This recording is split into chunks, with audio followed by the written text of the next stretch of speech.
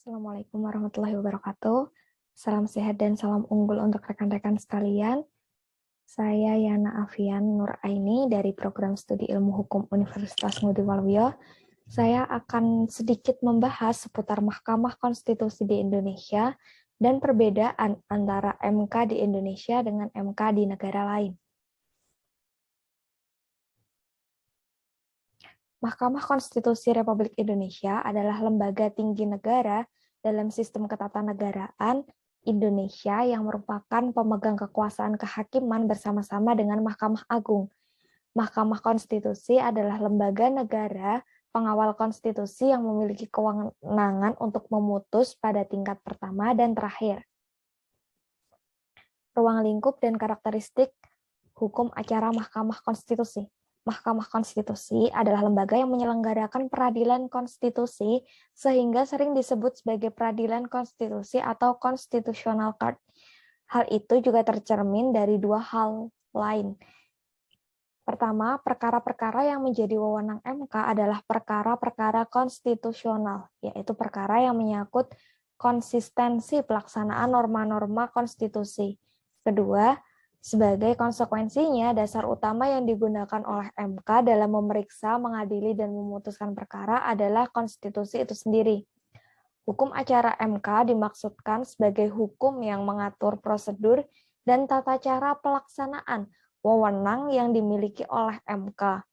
Ada juga yang menyebut dengan istilah lain seperti hukum acara peradilan konstitusi, hukum acara peradilan tata negara, dan lain-lain.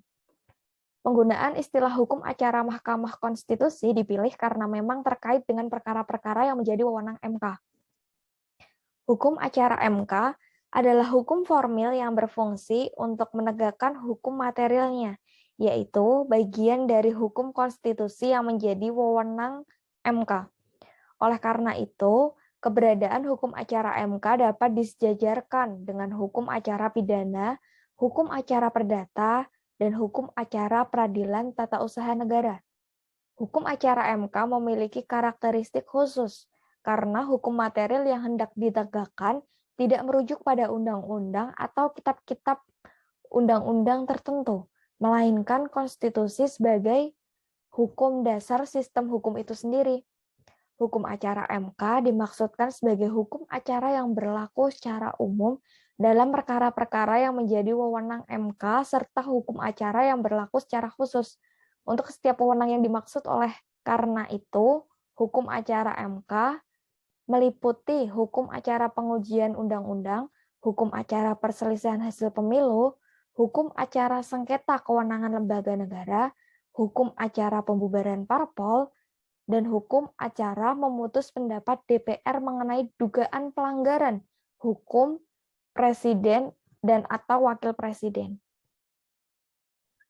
Prinsip dan asas dalam hukum acara MK. Asas secara umum diartikan sebagai dasar atau prinsip yang bersifat umum yang menjadi titik tolak pengertian atau pengaturan.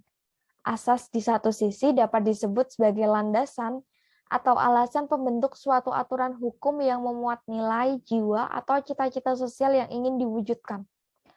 Asas hukum merupakan jantung yang menghubungkan antara aturan hukum dengan cita-cita dan pandangan masyarakat, di mana hukum itu berlaku atau asas hukum objektif.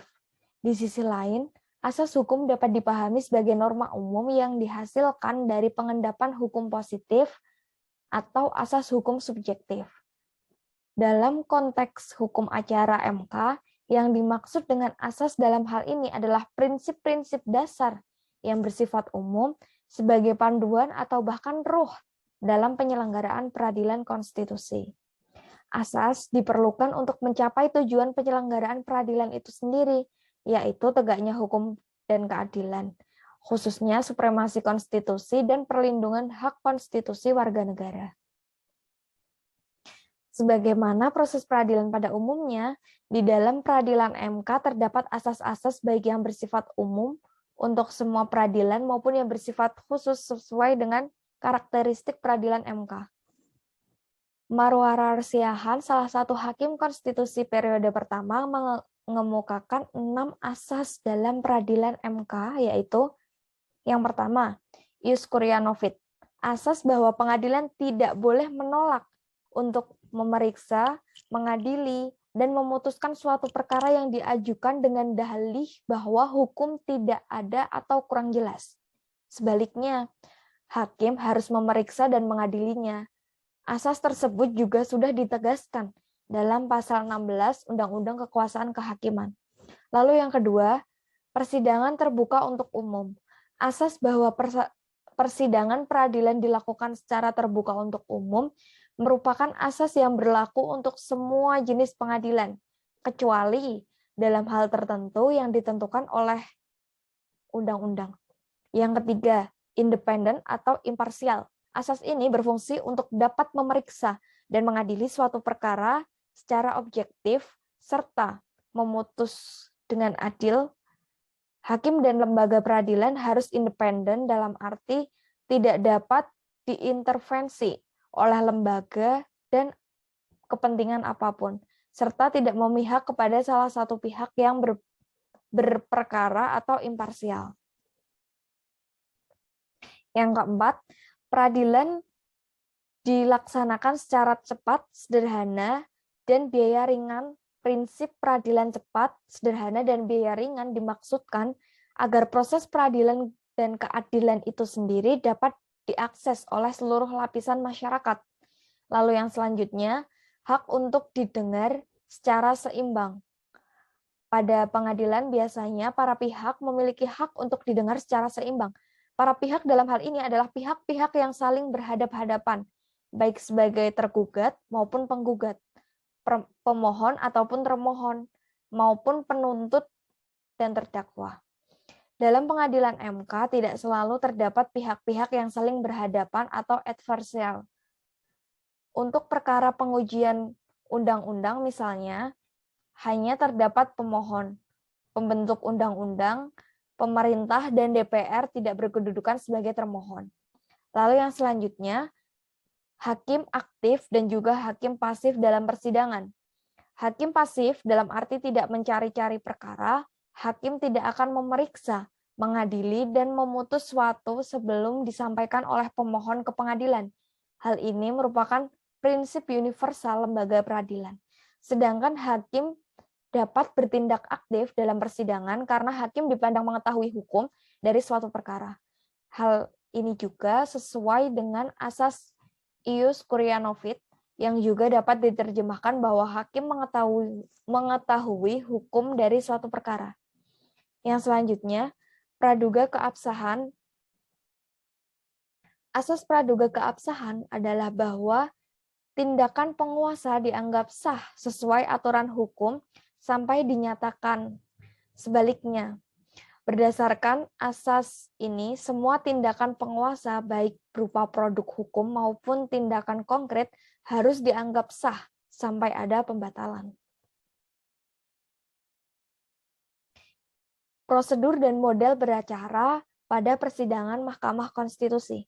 Sidang MK dapat dibagi menjadi 4, yaitu pemeriksaan pendahuluan, pemeriksaan persidangan, rapat permusyawaratan, hakim atau RPH, dan pengucapan putusan. Yang pertama, pemeriksaan pendahuluan.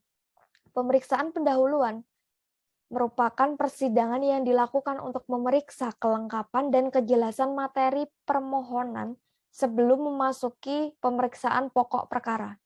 Pemeriksaan pendahuluan biasanya dilakukan oleh majelis hakim panel terbuka untuk umum. Namun dalam perkara-perkara tertentu yang dipandang penting dan harus segera diputus, pemeriksaan pendahuluan dapat juga langsung dilakukan oleh majelis hakim pleno. Dalam pemeriksaan pendahuluan ini, setidaknya majelis hakim panel akan memeriksa beberapa hal berikut. Yang pertama ada kelengkapan administrasi, yang kedua kejelasan materi permohonan, yang ketiga legal standing, yang terakhir wewenang MK. Lalu yang selanjutnya yaitu pemeriksaan persidangan. Setelah pemeriksaan pendahuluan, maka majelis hakim akan menyelenggarakan pemeriksaan persidangan yang dilakukan untuk memeriksa A. permohonan, B. alat bukti, C. keterangan termohon jika ada, D. keterangan saksi, E. keterangan ahli, dan yang terakhir keterangan pihak terkait. Lalu yang ketiga ada rapat permusyawaratan hakim atau RPH. RPH merupakan salah satu jenis sidang pleno yang bersifat berbeda dari jenis persidangan yang lain, yaitu sifatnya tertutup. RPH akan membahas perkara yang bersifat rahasia dan hanya diikuti oleh para hakim konstitusi, paninetra, dan paninetra pengganti. Di dalam RPH ini dibahas perkembangan suatu perkara, putusan, serta ketetapan yang terkait dengan suatu perkara. Lalu yang terakhir, pengucapan putusan. Putusan biasanya dibacakan secara bergantian oleh Majelis Hakim Konstitusi, diawali oleh ketua sidang, dilanjutkan oleh hakim konstitusi yang lain, dan pada bagian kesimpulan. Amar putusan dan penutup dibacakan oleh ketua sidang lagi.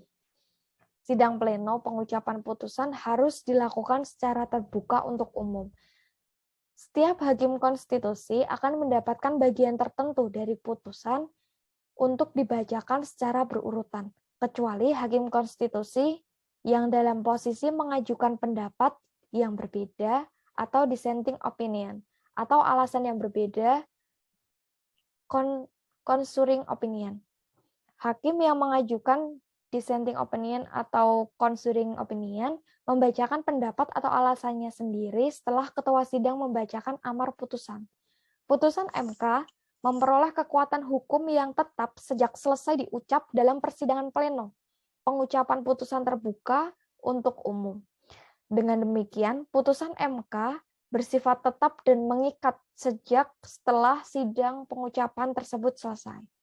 Lalu yang selanjutnya, mengenai perbandingan hukum acara MK yang ada di Indonesia dengan beberapa negara. Di sini yang akan dikaji yaitu perbandingan antara hukum acara MK yang ada di Indonesia dengan Chili dan juga Jerman. Yang pertama mengenai kewenangan. Kewenangan MK yang ada di Indonesia yaitu untuk memutus pada tingkat pertama dan terakhir. Berdasarkan pasal 24 CUUD 1945 adalah menguji undang-undang terhadap UUD 1945. Memutus sengketa kewenangan lembaga negara yang kewenangannya diberikan oleh UUD 1945, memutus pembubaran parpol, dan memutus perselisihan hasil pemilu. Lalu di Chili, kewenangannya adalah melakukan pengujian dari rancangan undang-undang atau RUU sebelum disahkan menjadi UU, dan perjanjian internasional sebelum diratifikasi atau RUU sebelum disahkan menjadi UU, maka pengujian tidak lagi menjadi kewenangan Mahkamah Konstitusi, melainkan Mahkamah Agung. Lalu, untuk Jerman, kewenangan Mahkamah Konstitusi Federal Negara Jerman tidak semata-mata hanya untuk menguji undang-undang terhadap undang-undang dasar, namun juga produk hukum di bawah undang-undang terhadap undang-undang dasar negara Jerman. Lalu yang kedua, persidangan Mahkamah Konstitusi yaitu memeriksa, mengadili, memutuskan sebuah sidang pleno. Mahkamah Konstitusi terdiri dari 9 orang hakim konstitusi, kecuali alam keadaan luar biasa dengan 7 hakim konstitusi. Adapun keadaan biasa ditetapkan oleh Mahkamah Konstitusi. Untuk di Chili, setiap sesi persidangan yang digelar Mahkamah Konstitusi harus memenuhi quorum sedikitnya 5 hakim konstitusi dan putusan yang dikeluarkan oleh Mahkamah Konstitusi tidak diajukan banding. Lalu untuk di Jerman, anggota hakim MK Federal Jerman dibagi menjadi 2 senat dalam mengutus judicial review sesuai kasus tertentu. 8 hakim ditunjuk untuk tiap-tiap senat. 3 dari 8 hakim tersebut harus dipilih dari Mahkamah Agung Jerman yang telah mengabdi selama minimal 3 tahun sesuai dengan pasal 2 Undang-Undang Mahkamah Konstitusi Federal Jerman. Lalu yang terakhir, sifat dan prinsip Mahkamah Konstitusi Indonesia yaitu putusan pendapat Mahkamah final. Hal ini berkaitan dengan fungsi utama dari MK yang diberikan kewenangan untuk menafsirkan UUD 1945 dan memastikan tidak adanya pelanggaran terhadap UUD 1945. Di Chili, sifat dan prinsip MK adalah segala bentuk putusan harus dipublikasikan melalui berita resmi, dan segala bentuk putusan apapun atau pendapat mahkamah adalah final, tidak dapat digugat dan mengikat semua lembaga. Lalu yang terakhir, Jerman, sifat putusan final dan mengikat yang mutlak dan harus dilaksanakan tanpa adanya intervensi dari lembaga lain. Mungkin cukup sekian dari saya. Kurang lebihnya mohon maaf.